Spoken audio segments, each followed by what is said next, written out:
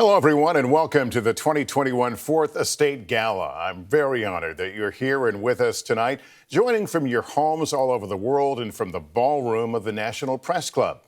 I'm looking forward to celebrating together as we honor great journalism. We're going to start the festivities in a moment. I just wanted to say thank you for being here, and I'll see you a little later on in the program.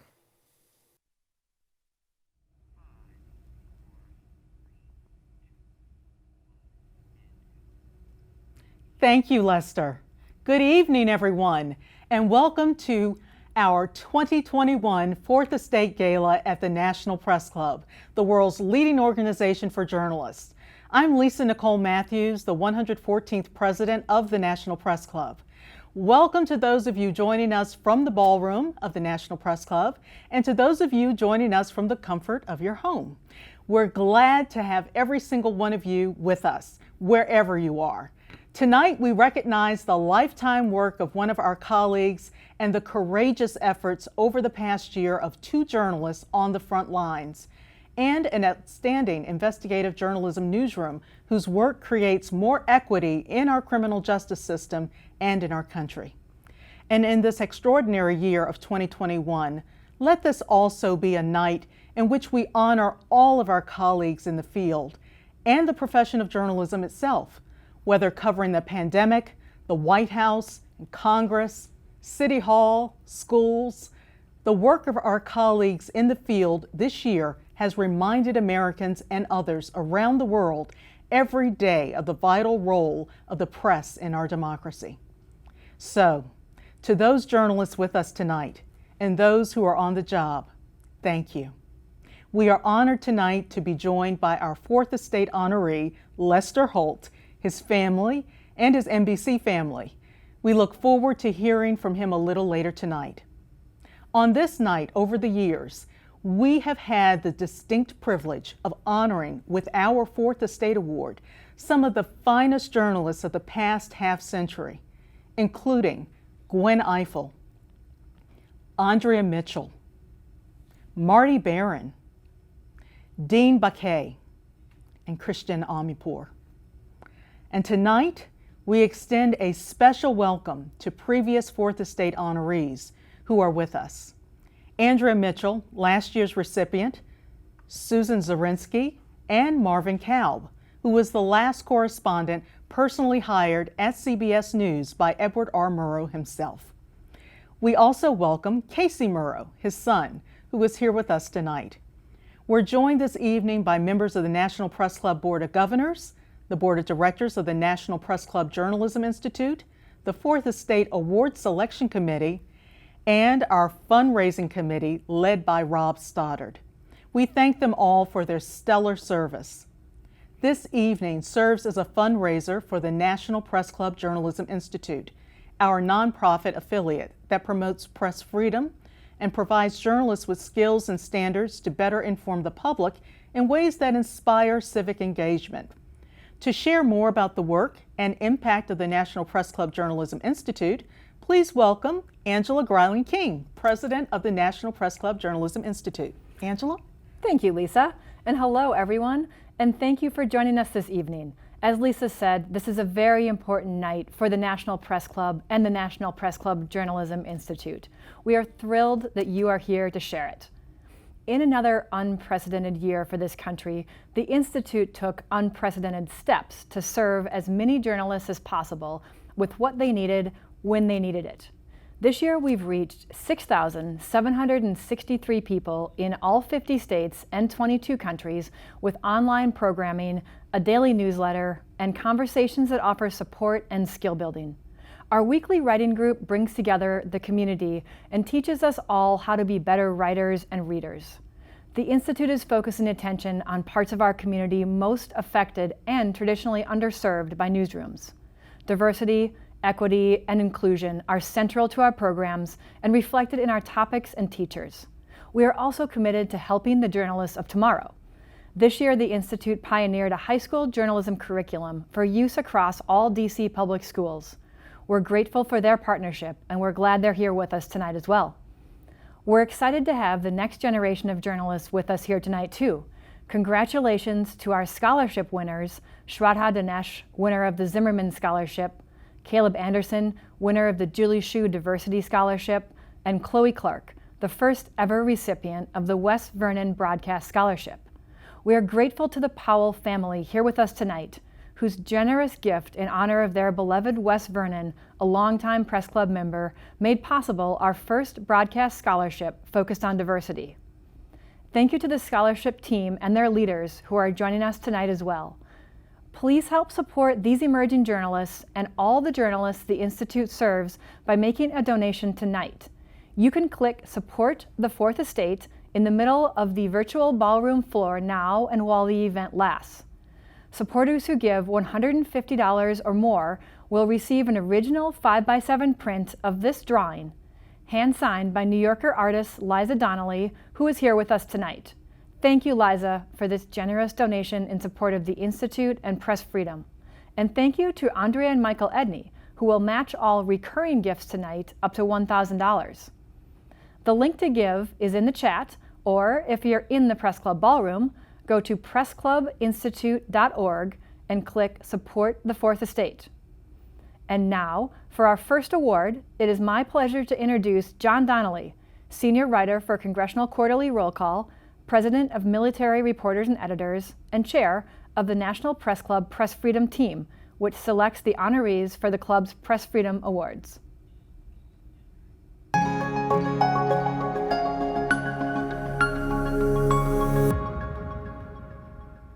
Promoting press freedom is at the core of the National Press Club's mission. The annual John Aubuchon Press Freedom Award, which is named after a late club president, is a key way we express this. The award recognizes journalists who relentlessly pursue truth in the face of harassment and danger. Each year, we choose one Aubuchon honoree from the United States and another from overseas. Danny Fenster, a journalist from Michigan who is being held in Myanmar, is one of our Aubuchon honorees this year. The Fenster family is working tirelessly for his release. We are hoping every day for good news.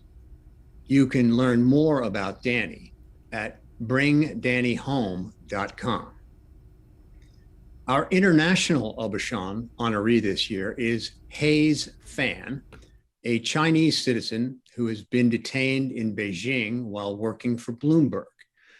Fan had been covering global business as a news assistant when she was detained in December 2020 by the Beijing National Security Bureau on allegations for which no evidence has been publicly given of engaging in criminal activities that jeopardize national security. Her case, which remains under investigation, comes as dozens of foreign journalists have been forced to flee amid increased hostilities between China and international media outlets. We will now hear from John Micklethwaite, editor-in-chief of Bloomberg. I would like to thank the National Press Club for recognizing Hayes with the John Aubuchon Press Freedom Award, and also to thank you on behalf of everybody at Bloomberg for the important work you do in supporting journalists and press freedom around the world.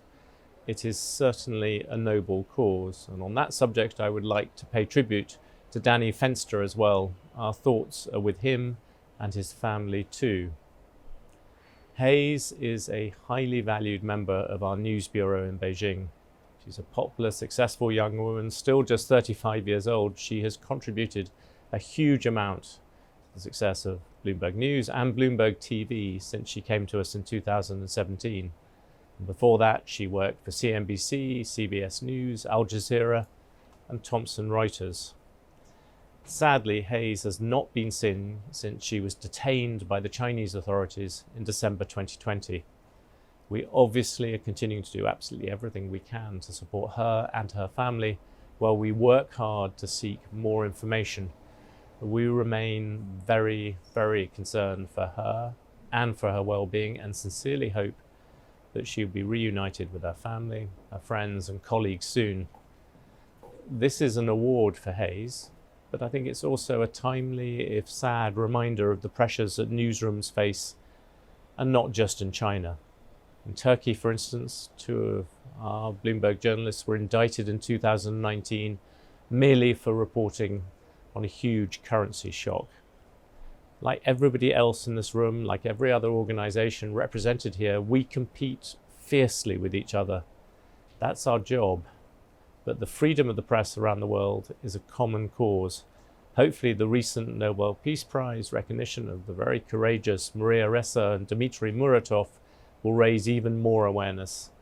Suddenly the list of unresolved cases of journalists facing hardship or oppression for just doing their jobs is growing far too quickly, and it is not just in countries with authoritarian governments. I just read the update on your website about another winner of the John Aubuchon Award, Emilia Gutierrez Soto, who famously covered the drug cartels in Mexico and who's been seeking asylum in the US for nearly 13 years and is still in a kind of legal limbo. That is why your work at the National Press Club is so important. We should all support it. Thank you again for recognizing Hayes with this honor. We truly hope that the world sees how much a force for good journalism can be. Thank you.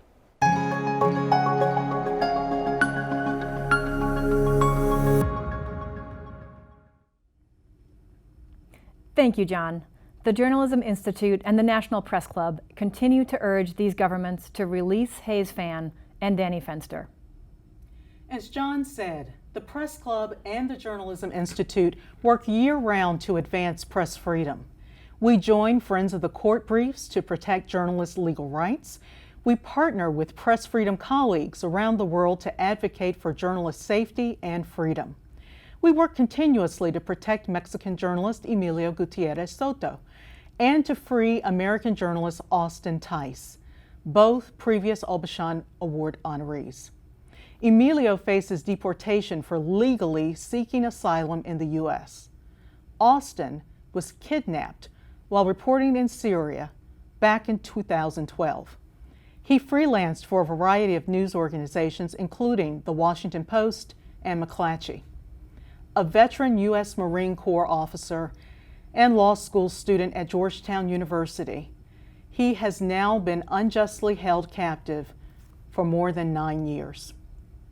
The National Press Club and Journalism Institute work with Austin's parents, Deborah and Mark Tice, to keep him in the spotlight and to do everything within our power to bring him home safely and soon.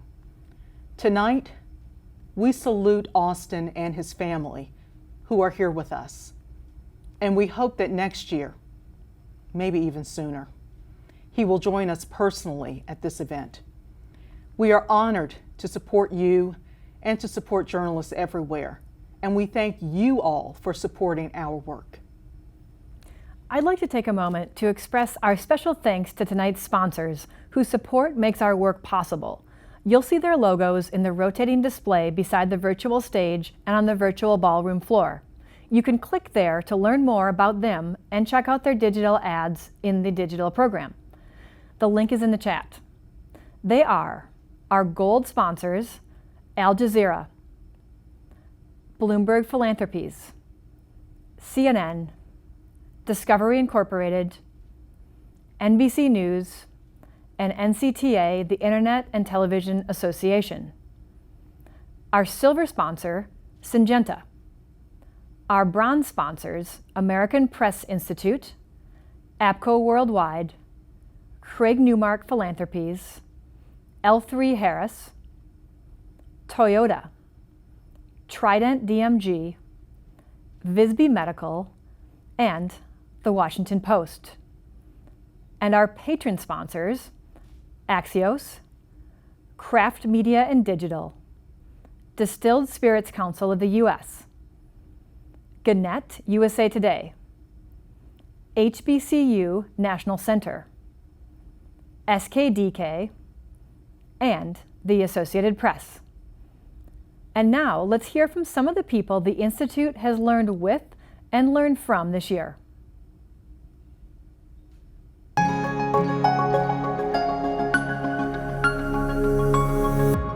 Journalism exists to create a common set of facts and a public square.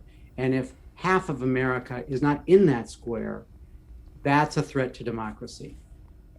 After being violently threatened by rioters while covering the January 6th insurrection, my sense of safety, my confidence, and my understanding of my purpose as a journalist changed. It was shaken. And it was the Journalism Institute that helped ground me. Its community of writers of different generations and backgrounds helped me regain my sense of confidence to trust my instincts and made me realize that taking care of my health was the first step to getting back to good journalism. I support the Journalism Institute at the National Press Club for a number of reasons. My organization, Resolve Philly, has worked with Julie and her team on a host of programs, both in person and virtual. And this relationship made it really easy and efficient for us to come together as a response to the insurrection on January 6th to really address the language and the framing that was being used in newsrooms around the country to report on the Capitol. We presented a program together that really gave journalists real-time tips, real-time best practices that they could then take and implement in their reporting. I support with my pocketbook as well, and I am an avid consumer of the Institute's newsletter. Can you think of a more challenging time to be a leader in journalism? I can't, and that's why our leaders deserve all the support we can give them, and why it's my honor to write the leadership column for the National Press Club Journalism Institute's newsletter, The Latest. We need to focus on the gravitas of journalism and the good times of journalism, and how leaders can help their teams lead with both quality and empathy. Toni Morrison once said, and I was watching the documentary a few days ago, it's that when most people write, they usually have a little white man on their shoulder. That's the person they explain to. And I think that's particularly true when we talk about general interest journalism. We think about who the audience is. It typically looks like that person. I think what the challenge is to have a few different types of people on our shoulder, so I write with a little white man on my shoulder, and I write with a Black woman on my shoulder too. For me, I think about diversity as it's just core to the mission. It's not a negotiable. It's not a side thing. It's not I'll get to that in Q3 when we have time. You're just not doing your work if you're not speaking to everybody and talking about the issues that affect everybody at the table. There's not a president that's ever served that doesn't hate the press. I think that they've been treated more unfairly than any president in the history of presidents. The mission of the press secretary's role is to provide information, truthful information, but to control that information in a way that shines the best possible light upon the president and his objectives, his priorities, his agenda. And the press's mission is something else. It's to find out every single thing that's going on every single minute. If they could be in the president's bedroom when he wakes up, they would. Well, you all think you should, I know. And never have a minute that didn't provide full access and transparency into what's happening. So, and the public's interest lies somewhere in between. Full access would preclude honest dialogue and debate about complex topics. The limited access that we always try to manage, leave some interesting details and useful details off the table. So again, that's where those two sources of tension are: how much information and what information. The Institute is known for addressing heavyweight problems, press freedom, race in America, that kind of thing. When they had me come by, I talked about verbs. I did these sessions on writing, and what was so fun about them was it was a reminder that, yes, we have to deal with major issues in journalism, but sometimes we need to pause and just talk about the craft. And that was a lot of fun. And I think people appreciated the fact that we could talk about what makes a sentence sing. I support the Journalism Institute because the Institute supports science writers and the entire community of journalists with programs and resources that speak to the field's critical and urgent needs. These programs are created with passion and bring together speakers from myriad beats and professions to create spaces where we can learn together. They bolster what we can offer our own community of science writers, and I cannot tell you how many of our members and people I have referred to online sessions like what would anti-racist journalism look like. To Julie and your incredible team at the Journalism Institute, thank you for being there for all of us.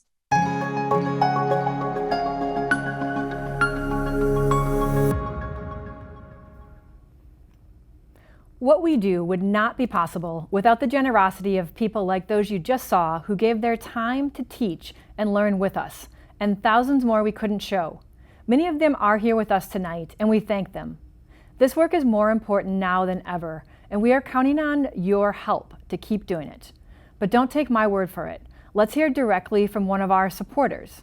He's the self-described Forrest Gump of the internet, aspiring to be the Ted Lasso of philanthropy, and as a stretch, the Roy Kent of cybersecurity. Here's Craig Newmark.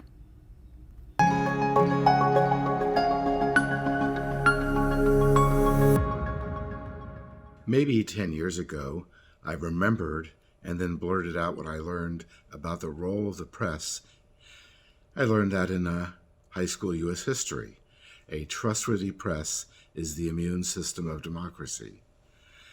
Nowadays, we need the press to protect our country and our democracy, maybe like we've never needed it before. It's seriously an all-hands-on-deck thing. The National Press Club and the Journalism Institute are part of the vanguard of that protection. But we're all part of that. We need to work together to support the club and institute as we all work together to protect our country. Folks, thanks. I appreciate what you do.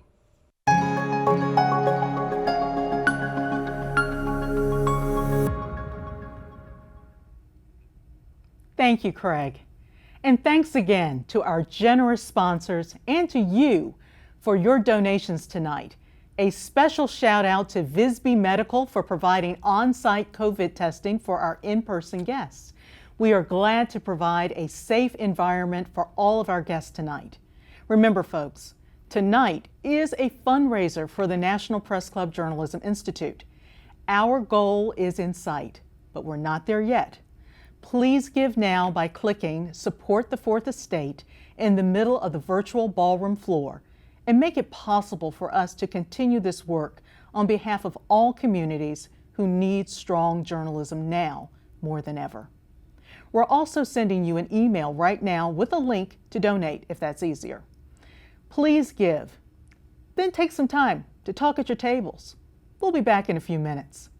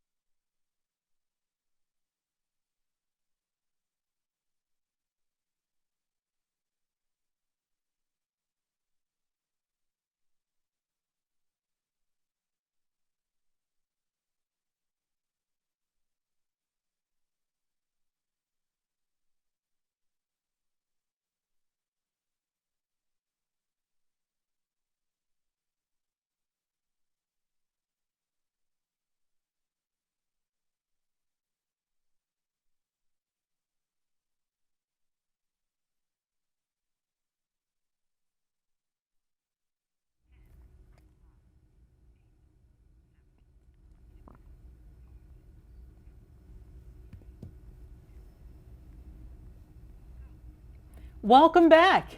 We hope you're enjoying the evening. We are. And now for our next award. Angela? For the fourth year, we are presenting an award that recognizes outstanding investigative reporting. The Neil and Susan Sheehan Award for Investigative Journalism is named for the legendary New York Times reporter and his wife Susan, a Pulitzer Prize-winning journalist and staff writer at The New Yorker. Two very generous friends of the Sheehans, Ralph and Marianne Krauss, created the award to honor the Sheehans and their extraordinary commitment to the principle that a vibrant democracy depends on an informed citizenry and a free press. We're so grateful to the Krausses for bringing this idea to us and to the Sheehans for allowing us to honor them in this way. We're especially pleased that the Sheehan family is here with us tonight, and we'd like to thank them as we honor their family's legacy. And now, this year's honoree, the Marshall Project. This nonprofit newsroom has revealed fundamental flaws within the criminal justice system with work that engages millions of people whose lives have been ensnared in it. Recent accolades include the 2021 Pulitzer Prize in the National Reporting category for Mauled: When Police Dogs Are Weapons, and the 2021 Goldsmith Prize for Investigative Reporting. The Marshall Project partners with national and local media outlets to reach diverse audiences. They produce deeply researched narratives with resource-strapped newsrooms, and their work informs criminal justice experts, policymakers, elected officials, and other journalists. Their ability to humanize the issue of criminal justice reform is unmatched, as is their commitment to reporting on prisons, policing, mental health, and racial and economic inequities. While we're recognizing the Marshall Project for their recent work, they have been producing impactful journalism since their founding, setting the standard for covering criminal justice. We are proud to present the Marshall Project with this year's Sheehan Award. And now let's hear from Susan Chira, Editor-in-Chief of the Marshall Project.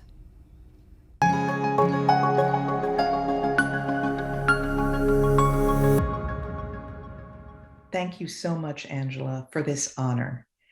The Marshall Project was founded in 2014 to spur national conversation about criminal justice and spotlight abuses, with journalism as our lodestar. This year was the one when, once again, we learned painfully how inextricable criminal justice is from the most intractable issues rending our society. COVID ravaged our country, preying hardest on the most vulnerable, not least those behind bars and staff in prisons and jails. George Floyd's murder and the racial reckoning that followed spurred renewed attention to the endemic question of police brutality and how or whether policing can change so that it more often offers protection, not predation, and scrutinizes its own culture and training. The journalism you honor with this award resulted from the entire team at the Marshall Project, rallying to meet this moment, despite the heavy burdens imposed by COVID and the isolation and fear during prolonged lockdown. We deployed a range of journalism tools, from investigations to data collection to personal essays from those touched directly by the criminal justice system. And we sought in the design, presentation, photography, and illustration of this journalism to find ways to coax, engage, and inform readers so they would not turn away from a difficult, often depressing reality.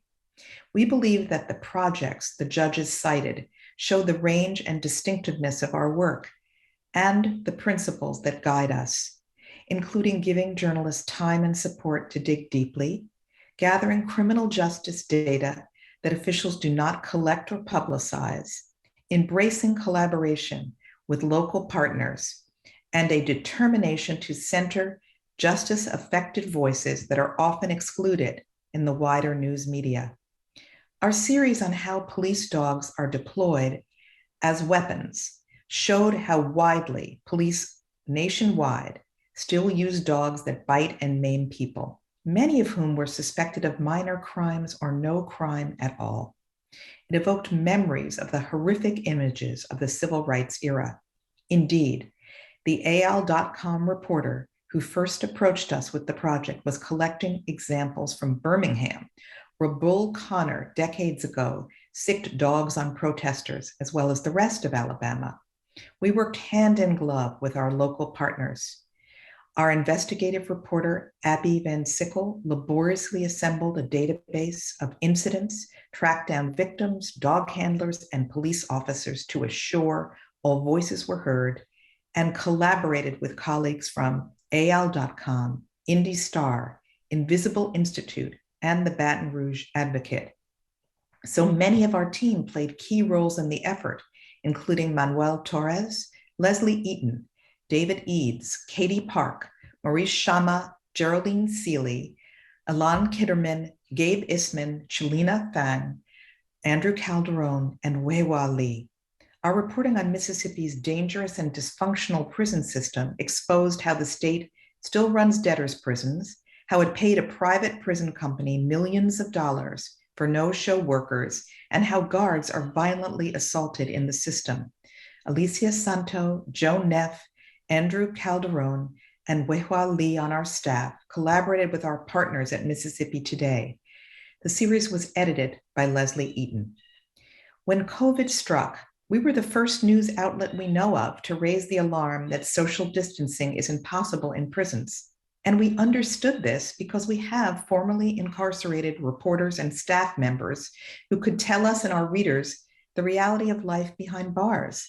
Tom Mayer, our senior editor, and Katie Park, our developer, asked virtually every reporter on our staff to help them assemble a weekly toll of how many prisoners and staff were infected or died of COVID in every state in the country, a feat of data collection we maintained for 15 months in partnership with the AP. Every week we publish new essays from those behind bars or those otherwise involved directly in criminal justice. Eloquent voices in our Life Inside series, edited by Akiba Solomon, who labored to stay in touch with people held suddenly incommunicado by COVID lockdowns or felled by illness themselves. I also want to thank our president, Carol Bogert, our partnership team of Ruth Baldwin and Terry Troncalli, and our development and membership teams led by Amanda Wilson, all essential to sustaining our work. Journalists are by definition at a remove from power. We expose abuses, but others must decide whether to act. Sometimes it seems as if we are doomed to repeat our past. We find ourselves covering the same issues over and over. Yet we've seen results from our reporting. Some police departments have revised or curtailed their use of dogs. Mississippi has launched investigations of its debtor prisons and financial improprieties. States followed our COVID tracker to see how they ranked with their peers. We also continue to work to get our journalism in front of those with power, as well as those directly affected by the criminal justice system. Lawrence Bartley created a print publication distributed to more than 600 prisons across the country, and in collaboration with Donald Washington, a video version of some of those stories for those with literacy challenges that is in nearly 300 prisons.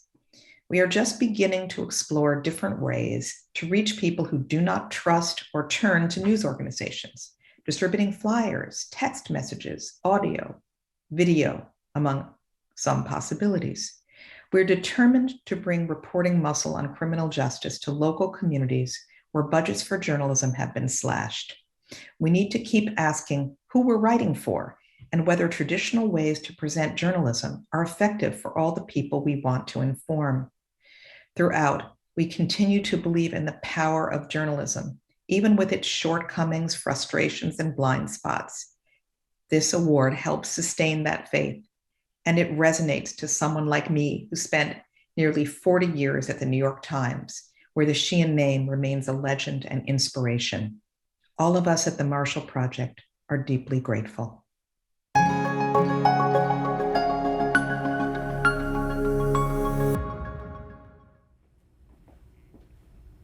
Congratulations to the Marshall Project. We thank you for your perseverance and your excellence.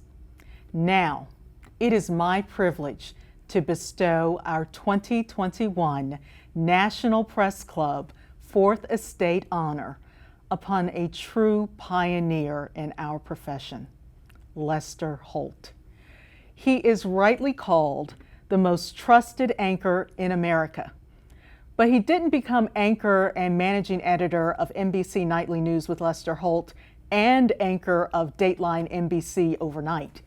He was named NBC Nightly News anchor in June 2015, after 8 years as anchor of NBC Nightly News weekend editions and 12 years as co-anchor of Weekend Today. He's reported from just about everywhere in his 4 decades in journalism, from Tokyo to cover the 2020 Olympic Games in 2021, to Geneva for President Biden and Russian President Putin's in-person summit, to Guatemala to interview Vice President Kamala Harris, to Surfside, Florida, following the deadly condo collapse.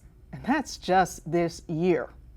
He's anchored coverage of presidential elections, conventions, debates, including 2016's first presidential debate, which continues to hold the record as the most watched debate in American history. He's been a primary anchor for MSNBC's coverage of major news events, including Operation Iraqi Freedom and the war in Afghanistan. And he paid his dues in local news, spending 14 years at WBBM in Chicago after starting his television journalism career as a reporter at WCBS TV in New York in 1981. He's won Emmy Awards, a Robert F. Kennedy Journalism Award, the prestigious Edward R. Murrow Lifetime Achievement Award, the Walter Cronkite Award for Excellence in Journalism, and too many others to list. He is the perfect person to receive our 4th Estate Award this year. We have all developed a deeper and more direct connection to broadcast news than the last year, as it told us about our own health and the health of our nation in ways we previously could only have imagined. Every evening, Lester was there to help guide us through.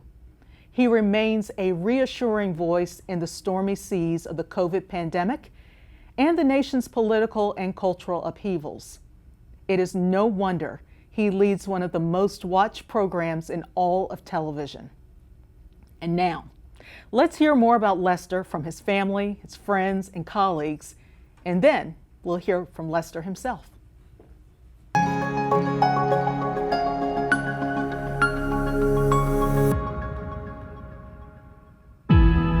This is Lester Holt. I'm Lester Holt reporting from New York. Welcome to Today on a Saturday and a Sunday. This is Dateline. Nightly news begins right now. I think Lester is one of the true journalists of our time. With every top story, he really weaves his passion and his passion as a journalist into his reporting. When it comes down to it, down to his core, he's a reporter.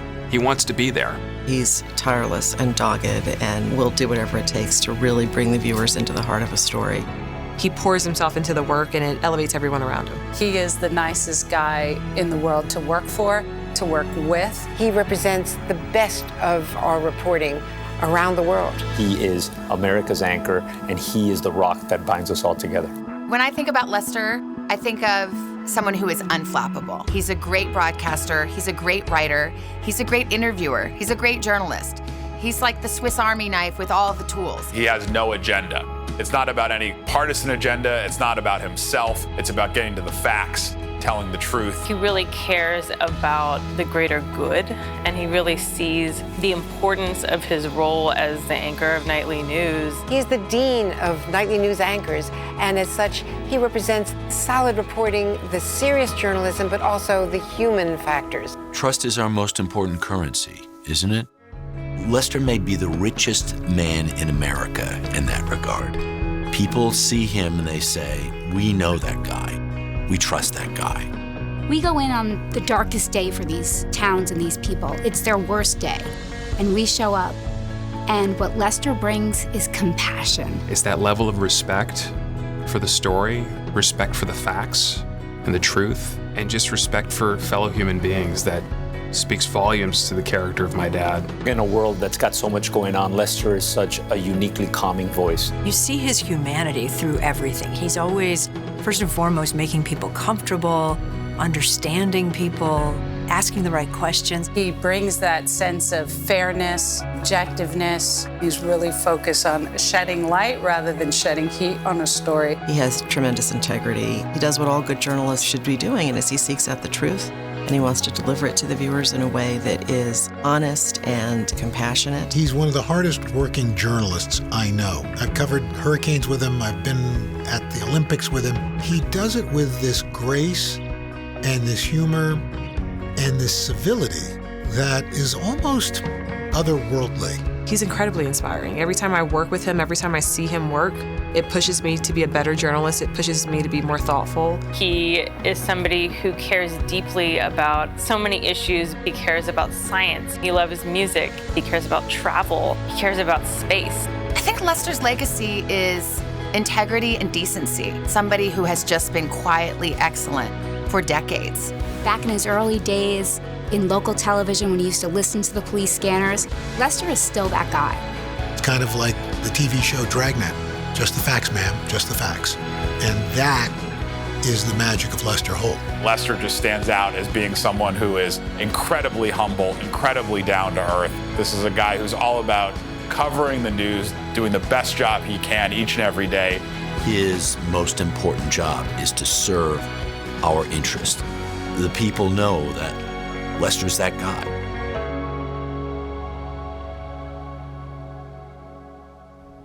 Good evening from our NBC News Washington Bureau, and hello to all of you celebrating at the National Press Club.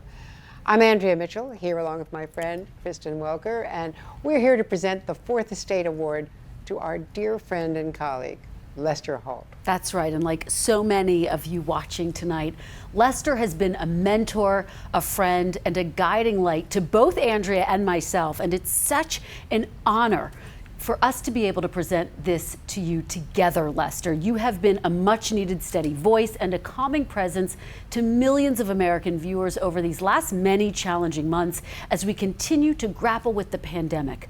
Viewers always know they can rely on and trust in you to make sense of the world around them, and your NBC News colleagues have always looked to you as a leader and as the gold standard of journalism. And Lester, you've been a friend to me and to so many for as long as we've all been colleagues. From watching you face the challenge of moderating that first presidential debate in one of the most contentious elections in American history, to watching you cover the earthquake in Haiti, the Trump-Putin summit, and of course the tragic losses this year, the year of the pandemic. You just have always brought a level of depth, of thoughtfulness, and empathy that is just hard to find anywhere else in journalism. You are, always will be, one of the great journalists of our time, of our generation. Yeah, and you are an absolute master of your craft, Lester. I've turned to you for advice and guidance countless times, including when I moderated the final presidential debate of the last election cycle. I can remember calling you on that very day of the event. I was very nervous, and I felt comforted by your words and perspective, and by the fact that, frankly, you believed in me. You gave me so much strength on the biggest night of my life. I'll never forget that. I'll always cherish that. And every time I'm on air with you during breaking news, whether at the White House, the campaign trail, or overseas, I want to bring my best, because I know that is what you give to our viewers. You inspire us all to reach our full potential, and I, along with so many journalists, thank you. And there's a sense of humanity, a sense of warmth that you share with your viewers, with all of our viewers each night and on every story you cover. I would be hard-pressed to find a more trusted colleague, a more talented musician, a more dedicated husband, a father, a grandfather, along with your unmatched wit, your sense of humor. So it's because of all of this, your commitment to truth and reporting, to your colleagues, to your family, that you are being honored with tonight's Fourth Estate Award. Congratulations, my friend. I just can't wait to celebrate with you in person. Congratulations, Lester. And we both love you.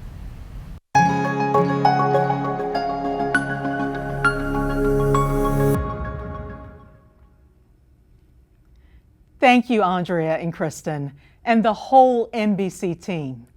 And now, it is my privilege to introduce our 2021 National Press Club Fourth Estate honoree, Lester Holt.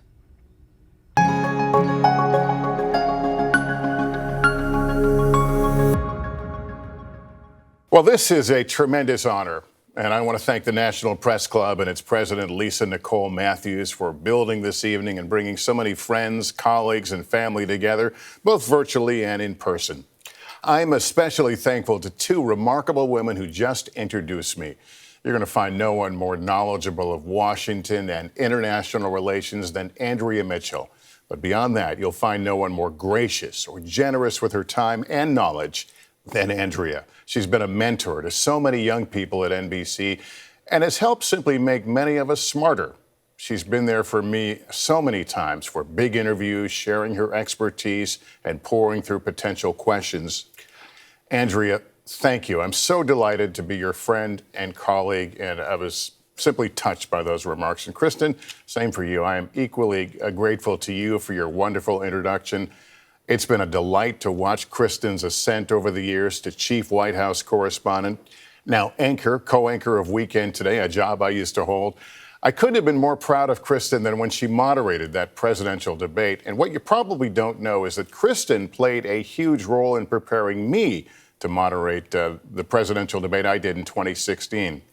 I'm so fortunate to work with both of you, and I am so touched by your lovely words. While I believe our audiences, the consumers of our reporting, should always be the center of whatever we do, I also believe it's important that we as an industry do take moments to recognize each other's work. I'm pleased to be that person tonight, and I'm humbled that you find me and my work worthy, and I want to thank all of you for coming. But I also want to dedicate this evening to my colleagues at NBC Nightly News, Dateline, and throughout NBC News, who inspire me with their passion for big gets, for solid storytelling, for driving the news day forward with original reporting each and every day. A lot of us remain physically separated right now due to COVID, but I'm so proud of how we've adapted as a team to the circumstances, and I thank all of you for tuning in for this. It's hard to believe that 10 months after the first vaccine was approved, we still find ourselves doing virtual events. I want to thank the Press Club for adjusting to the circumstances. I have to tell you, I thought we'd be past this by now. I frankly thought a lot of things would be different, that the pandemic would be journalism's finest hour, a beacon of information for a country brought together, much like 9/11, ready to sacrifice for each other and lift each other from this plague. You know how that worked out. Well, I will argue we have, in fact, been a beacon of information through this crisis. Unfortunately, at a time many Americans are distrustful of traditional sources of facts, summarily reject what we do, and are more likely to answer the siren's call of fantasy. I'm not going to tell you anything you don't know. It leaves journalism without its voice, or certainly mutes it. And the world really needs our voice right now, a voice of clarity and fidelity.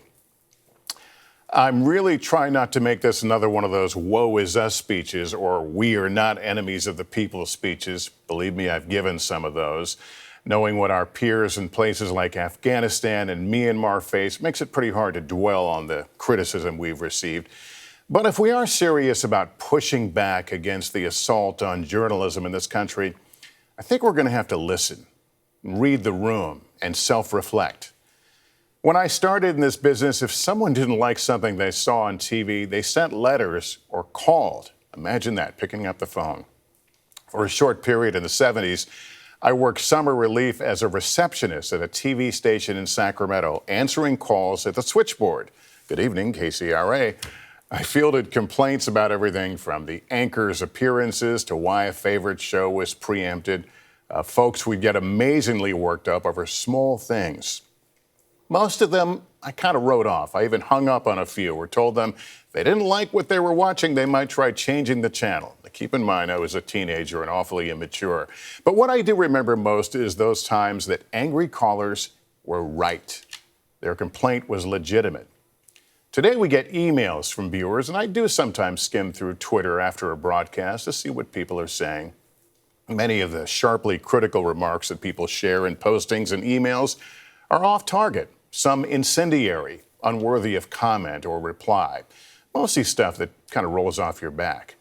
But like those callers to the TV station, occasionally there are remarks or observations that sting or touch a nerve and aren't so off base, calling us out for how a story was reported. Not so much factual errors per se, but more contextual points, tonal points. They are critiques that nag at the back of my mind, and when I finally allow myself to acknowledge some truth to their criticism, I'm able to admit to myself, we could have been better. We should have been better, more precise, and I make a mental note for the next time. When I started in news way back in the late 70s, a press card would open a lot of doors. Our legitimacy and rights were a given. It was a heady time to be a journalist. Watergate was still fresh in our minds. The 3 major network evening programs were among the primary sources of news. Of course, today, newsmakers don't have to come through us, and audiences don't have to come to us. There are plenty of bypass filters. We have to strive to be better today than the day before, and better yet the next day. And it means a willingness to look into the mirror sometimes. I know it sounds like I'm winding up for some big variation of blame the victim, suggesting journalism has somehow brought the anti-press assault upon itself. Believe me, I am not. I don't believe that for a second. The stories we're covering today are stories of a lifetime, the pandemic, democracy on the ropes.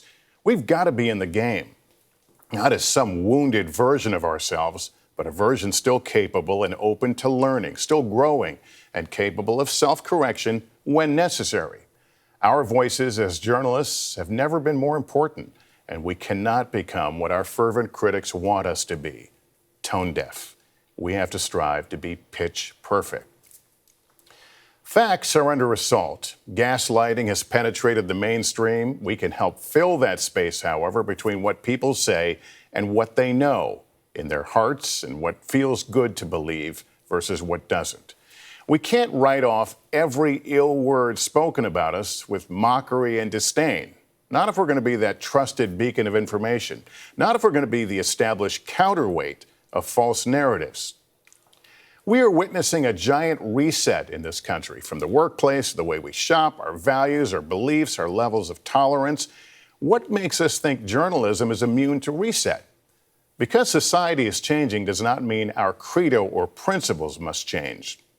If we can't lump criticism, I should say we can't lump criticism into one-size-fits-all containers or fall victim to the mistaken belief that we're the only ones that get to ask the questions.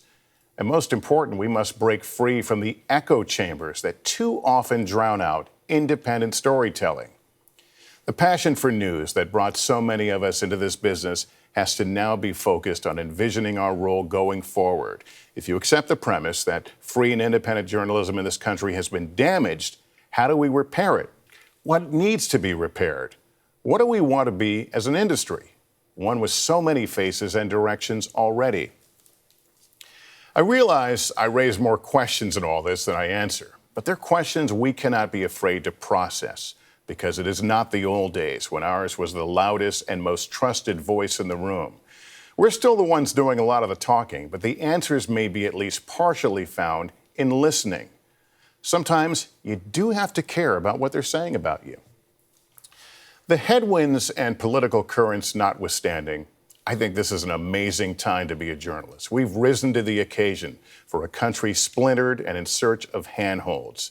I wake up every day eager to get to work and plan our broadcasts, knowing for better or worse, these will be the stories people talk about not only tomorrow, but for years to come. I'm grateful for the job I hold, one I thought really had passed me by. I'm grateful for my family, too. My mother was a military spouse, and I don't think there's a harder role. But being a media spouse comes close, and I'm so thankful for my wife, Carol, for her perseverance, not only perseverance, but her support. And I appreciate all of you for being a part of this special evening. Good night, everyone.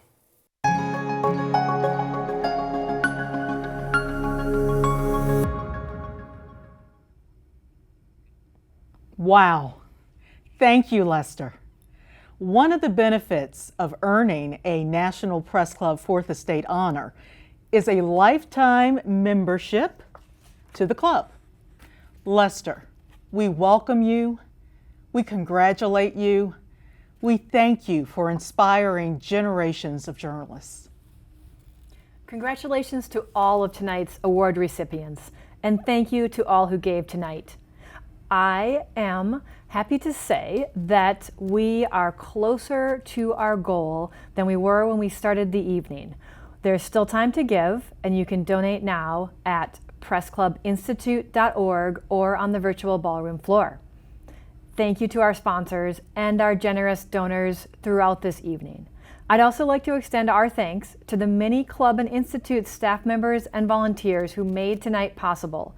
There are too many to name everyone, but special thanks to Institute staff Julie Moose, Beth Francesco, and Holly Butcher-Grant, and to Club staff Bill McCarran, Kate Helster, Miguel Dominguez, and all of the staff of our Broadcast Operations Center, where Lisa and I are here tonight, and everyone who is upstairs in the ballroom. And a big shout out to Fundraising Committee Chair Rob Stoddard. This brings our program to a close. We invite everyone to continue to enjoy your table conversations and to say hello to others. We so enjoyed being with you. Thank you, be well, stay safe, and in the words of America's newsman, take care of yourself and each other.